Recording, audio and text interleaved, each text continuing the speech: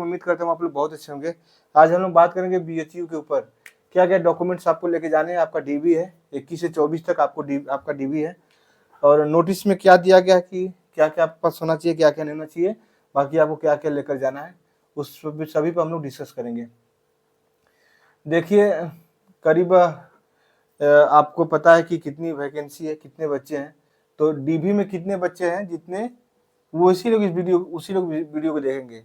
तो लोग नहीं, आप लोगों को नहीं बताते हैं, बाकी यूट्यूबर्स हैं जो टीचर नहीं बताएंगे आप लोगों को, क्योंकि 200-300 लोग 400 देखेंगे, उससे उनको कुछ मिलने वाला नहीं है, इसलिए लोग नहीं बताते हैं। बाकी हमारा काम है कि आप लोगों को लास्ट तक पहुंचा देना। लास्ट तक मतलब आपको डीबी हो जाए, डीबी के बाद आपकी ज्वाइनिंग हो जाए, आप चले जाएं, आप अपना ड्यूटी करें। जैसे मैंने पिछले कई भर्तियों में किया है कि जब तक उनकी ज्वाइनिंग नहीं जाती है तब तक वीडियो अपलोड होता रहता है, चाहे जितने बच्चे देखने वाले हों या ना देखने वाले हों। तो वही है, इसमें आप लोगों का वहाँ तक पहुँचाया जाएगा। जब तक आपकी ज्वाइनिंग नहीं हो जाएगी तब तक आप लोगों को समय समय वीडियो बनाया जाएगा।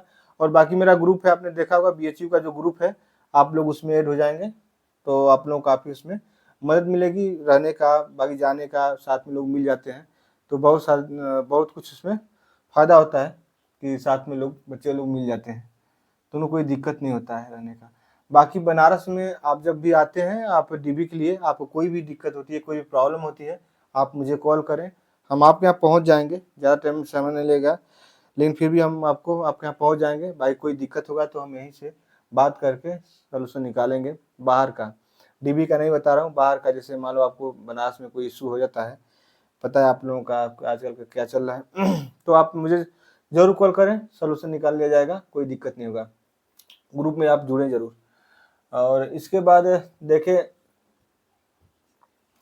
जो अब बात करते हैं इसके ऊपर, डीबी के ऊपर, जो पहले नोटिस में दिया हुआ उसके ऊपर डिस्कस करेंगे। इसके बाद जब क्या डॉक्यूमेंट लेके जाना है उस पर हम लोग डिस्कस करेंगे।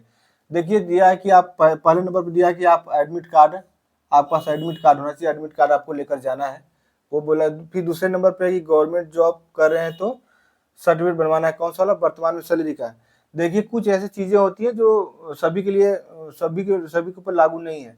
जैसे जो गवर्नमेंट जॉब कर रहा है उसके लिए लागू है, जो गवर्नमेंट जॉब कर रहा है प्रेजेंट में कहीं पे, उसके लिए लागू है। जैसे मान लीजिए आप किसी दूसरे विभाग में भी कार्य कर रहे हैं या किसी विभाग में सरकारी काम कर रहे हैं, उनके लिए, यदि आप गवर्नमेंट जॉब कर रहे हैं तो सर्टिफिकेट बनवाना है। कौन सा? वर्तमान में सैलरी की, वर्तमान में आपकी क्या सैलरी है, और आपका नेक्स्ट में मतलब कब सैलरी आपकी बढ़ने वाली है, कितनी बढ़ने वाली है, उसके लिए एक सर्टिफिकेट बनवाना है। किससे? जहाँ पे आप जॉब करें वहीं से बनवाना है।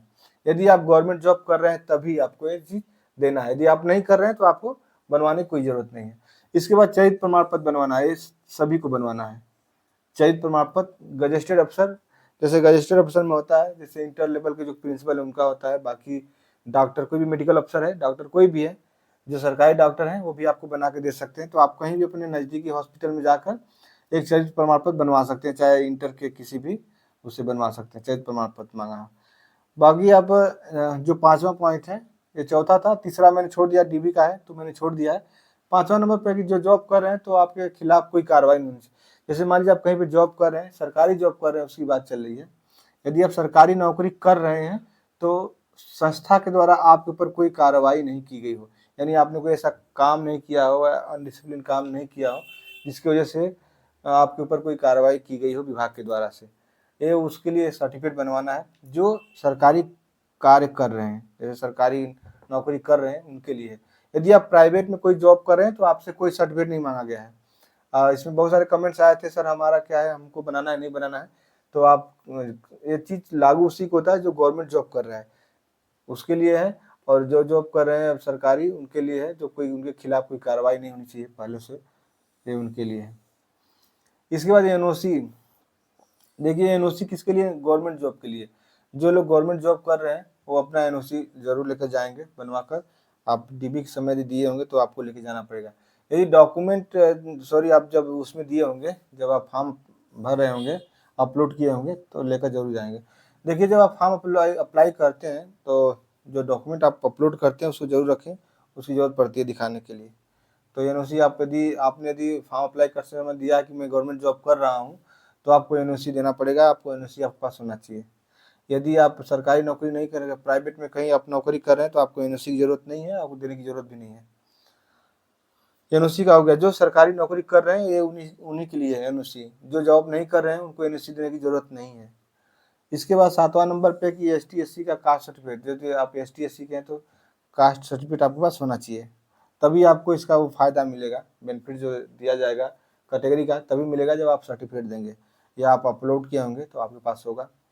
8वें नंबर पे ओबीसी के लिए जो कास्ट सर्टिफिकेट वो 6 महीना से पहले का नहीं होना चाहिए। जैसे मान लीजिए कि जब आप फॉर्म अप्लाई कर रहे थे उस समय का भी है तो चल जाएगा, लेकिन 6 महीने से पहले का नहीं होना चाहिए। जैसे आप फॉर्म आवेदन किए होंगे, आवेदन करते समय आपने बनवाया है तो उस समय का चलेगा, लेकिन उससे 6 महीना पहले का नहीं चलेगा। तो आपके पास 6 मंथ से पहले का नहीं होना चाहिए अपना ये ओबीसी सर्टिफिकेट, ओबीसी का कास्ट सर्टिफिकेट। फिर आते हैं 9 नंबर पे ईडब्ल्यूएस प्रमाण पत्र। यदि आप ईडब्ल्यूएस के हैं तो आपके पास आय प्रमाण पत्र जो ईडब्ल्यूएस का सर्टिफिकेट बनता है, आप लोगों को पता है कैसे बनता है, कहाँ से बनता है, तो आप यदि बनवा रखे हैं, यदि आपने दे रखा है, आप जब कैटेगरी सेलेक्ट किए होंगे, जब फॉर्म अप्लाई कर रहे होंगे तो उसमें कैटेगरी सेलेक्ट करने के लिए देता है, तो आप यदि ईडब्ल्यूएस का सेलेक्ट कर रखे हैं तो आपको ईडब्ल्यूएस देना पड़ेगा, नहीं तो आपने सेलेक्ट नहीं किया होगा तो आपको जनरल में रखा जाएगा, यदि सेलेक्ट नहीं किया होगा तो। यदि सेलेक्ट किए हैं तो आपको ये सर्टिफिकेट देना पड़ेगा। पीडब्ल्यूडी, पीडब्ल्यूडी जो विकलांग अभ्यर्थी हैं उनके लिए उनके पास ये डॉक्यूमेंट होना चाहिए, पीडब्ल्यूडी का सर्टिफिकेट होना चाहिए उनके पास, तभी मान्य होगा, नहीं तो बाहर कर दिया जाएगा। इसके बाद अनुभव अनुभव प्रमाण पत्र 11 नंबर में दिया कि अनुभव प्रमाण पत्र आपके पास होना चाहिए। देखिए अनुभव प्रमाण पत्र का इसमें जो BSc nursing, post BSc nursing वाले हैं उनके लिए 1 साल का है, बाकी जो जीएनएम है उनके लिए 2 साल का अनुभव प्रमाण पत्र चाहिए। तो आपके पास मिनिमम कम से कम 50 बेड का अनुभव प्रमाण पत्र होना चाहिए। अब अनुभव प्रमाण पत्र आपका सरकारी होना चाहिए, सरकारी हॉस्पिटल का हो सकता है, मेडिकल कॉलेज का हो सकता है, या प्राइवेट हॉस्पिटल का भी हो सकता है।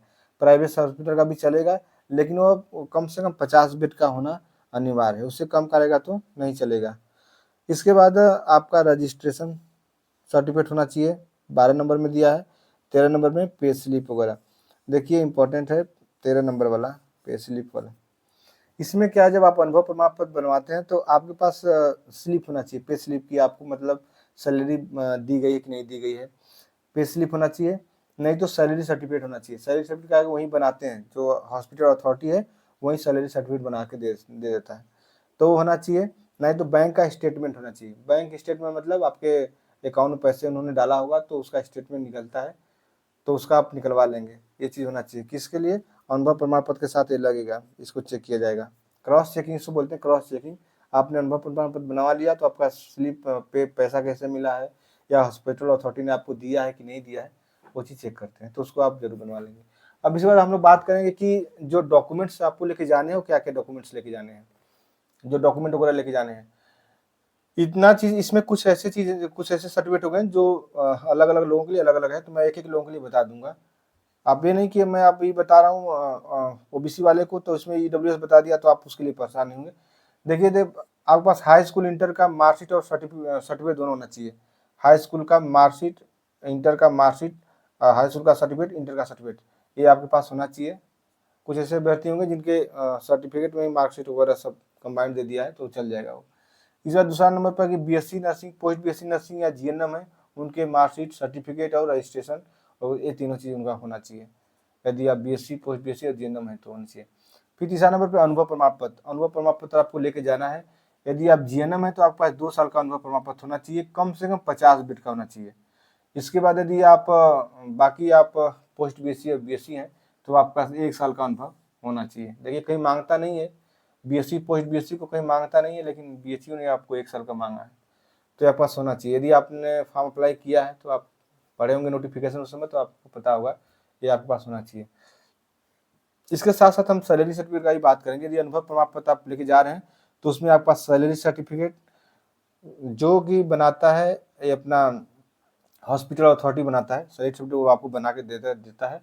इसके बाद पे स्लिप, पे स्लिप यदि आप गवर्नमेंट में जॉब कर रहे होंगे, अनुभव वहाँ से का आपके पास अनुभव होगा तो आपको पे स्लिप मिलता है, पर मंथ आपको पे स्लिप मिलता है, तो वो आप निकलवा लेंगे। यदि आपके पास ये दोनों नहीं है तो बैंक का स्टेटमेंट होना चाहिए, बैंक का स्टेटमेंट। जैसे मान लो आपको पर मंथ सैलरी दिया गया हॉस्पिटल अथॉरिटी के द्वारा, तो आपको बैंक में स्टेटमेंट होना चाहिए कि आपके हर महीने आपके अकाउंट में पैसे आए हैं। इसके बाद एक चीज़ और है कि जब आप स्टेटमेंट निकालते हैं तो बहुत लोग ऑनलाइन भी निकाले हैं। यदि आपको पॉसिबल है तो आप बैंक से निकलवा कर बाकी बैंक मैनेजर से स्टाम्प वगैरह सिग्नेचर वगैरह करवा सकते हैं। यदि आप बैंक से निकलवाते हैं तो वहाँ से करवाना पड़ेगा, यदि आप ऑनलाइन निकालते हैं तो भी कोई दिक्कत नहीं, लेकिन कोशिश करें कि आप बैंक से निकलवा लें और वहाँ से मैनेजर का सिग्नेचर वगैरह स्टाम्प वगैरह लगवा लें जो स्टेटमेंट निकलवाएंगे। बाकी पे स्लिप या तो सैलरी सर्टिफिकेट आपको हॉस्पिटल अथॉरिटी देगा।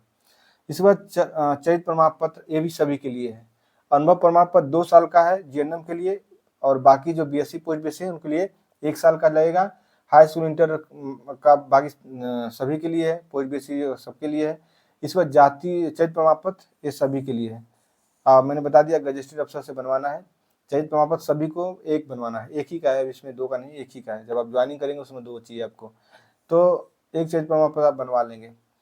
इसके बाद 5 नंबर पे 5वां जाति प्रमाण पत्र, जैसे आप ST SC हैं तो आपका जाति प्रमाण पत्र होना चाहिए, भारत सरकार की जाति होनी चाहिए, भारत सरकार द्वारा बनाया हुआ जाति प्रमाण पत्र होना चाहिए। बनता कहाँ है, जहाँ से आपका स्टेट गवर्नमेंट का बनता है वहीं से सेंट्रल गवर्नमेंट का बनता है, वही भारत सरकार। उसमें एक ही पहचान है, सेंट्रल लास्ट में जो जहाँ बनता है उसमें लास्ट में भारत सरकार लिखा था, सेंट्रल गवर्नमेंट लिखा होता है, वहीं से आप पता चल जाएगा मेरा भारत सरकार का है।